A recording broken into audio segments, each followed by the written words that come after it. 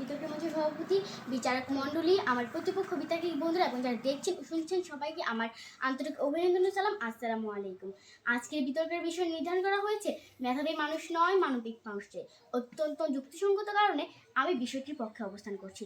দলের প্রথম বক্তা হিসেবে আমি বিষয়টি সংখ্যায়ন করছি। মেধা হলো কর্মদক্ষতা, চিন্তন দক্ষতা, বুদ্ধিমত্তা এবং সৃজনশীলতা। মেধাকে বিভিন্নভাবে পরিমাপ করা যায়, আর মেধাবী হলো যিনি এগুলো সর্বোচ্চ ব্যবহার করেন, তিনি জ্ঞানী ও প্রজ্ঞা পান। মেধাবীরা তাদের চিন্তা দক্ষতা ও কর্মদক্ষতার মাধ্যমে যে কোনো সমস্যার সমাধান করেন। মানবিক হলো মূল্যবোধ, মানুষের কল্যাণ, সমাজের কল্যাণ, মোট কথা হলো মানুষের ভালোর জন্য কিছু করা। মানবিক মানুষ হলো যিনি মানুষের কল্যাণে কাজ করেন, মানুষের বিপদে সাহায্যের হাত বাড়িয়ে দেন, তিনি মানুষের জন্য সর্বদা উদার। মাননীয় মডারেটর, আজ আমরা এমন এক প্রেক্ষাপটে দাঁড়িয়ে আছি যেখানে পত্রিকা খুললেই দেখতে পাচ্ছি খুন, ধর্ষণ, হত্যা, নির্যাতনের খবর।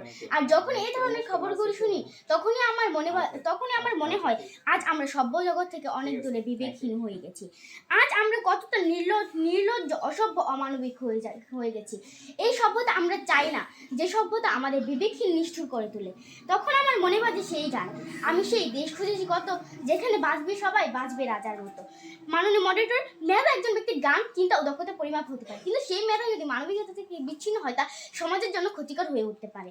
বিজ্ঞানী ফ্রিটজ হেবার অত্যন্ত মেধাবী ছিলেন, কিন্তু তিনি প্রথম বিশ্বযুদ্ধে রাসায়নিক অস্ত্র তৈরি করেছিলেন যা লক্ষ লক্ষ মানুষের মৃত্যুর কারণ হয়েছিল। মাদার তেরেসা বা নেলসন ম্যান্ডেলা, তাদের নাম ইতিহাসে স্বর্ণাক্ষরে লেখা থাকবে মানবিকতার জন্য, কিন্তু তারা কোনো বিশেষ বৈজ্ঞানিক বা প্রযুক্তিগত মেধাবী ছিলেন না। 2017 সালের শেষের দিকে বৃদ্ধ মাকে রাস্তায় ফেলে যাওয়া শিক্ষকের ঘটনা সারা দেশে তোলপাড় উঠেছিল। স্বামীহারা নুরবনের একমাত্র মেয়ে ছিল তার সম্বল, কিন্তু সেই মেয়ে শিক্ষক হওয়া সত্ত্বেও তার আপন মাকে রাস্তায় ফেলে গিয়েছিল। এমন মর্মান্তিক দৃশ্য দেখে তখন আমার মনে হয়েছিল, যদি শিক্ষক এমন হিংস্র অমানুষ হতে পারে তাহলে আমার সন্তান অশিক্ষিত থাকুক, কারণ দুর্জন বিদ্বান হইলেও পরিত্যাজ্য। মাননীয় মডারেটর, অমানবিক মেধাবীদের দ্বারা দেশের উন্নয়ন করার চিন্তা আমার কাছে কলা গাছ দিয়ে ফার্নিচার তৈরি করার মতো হাস্যকর মনে হয়। মাননীয় মডারেটর, এখন মায়েরা ভাবে, ইস, আমার ছেলে যদি অনেক বড় ডাক্তার হতো, অনেক বড় ইঞ্জিনিয়ার হতো, কিন্তু আমি ভাবি আমার ছেলে একজন কৃষক হোক, কিন্তু মানবিক হোক। কারণ বাংলায় একটা প্রবাদ বাক্য আছে, দুষ্ট গরুর চেয়েও শূন্য গোয়াল অনেক ভালো। মাননীয় মডারেটর, 2004 সালে নবীনগর উপজেলা সোয়াতা গ্রামের গুঞ্জন পাঠাগার নামে একটা পাঠাগার স্থাপন করেন বইমজুর স্বপন মিয়া।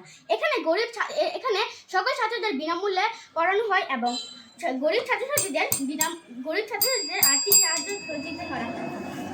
ধন্যবাদ মাননীয় মডারেটর, ধন্যবাদ সবাই।